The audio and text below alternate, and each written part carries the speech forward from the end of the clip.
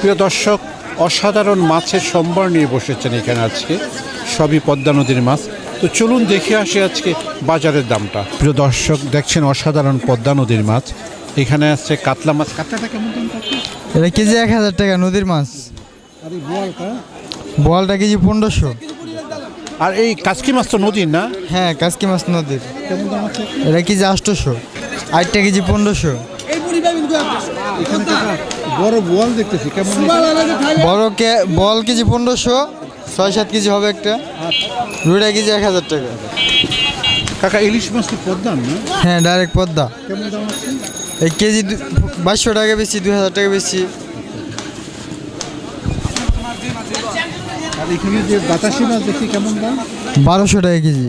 ভাই আপনার ইলিশ কিন্তু অনেক গুলমুল হচ্ছে। হ্যাঁ, একবারে তাজা। কেমন দাম আশা করেন? 2400-2500।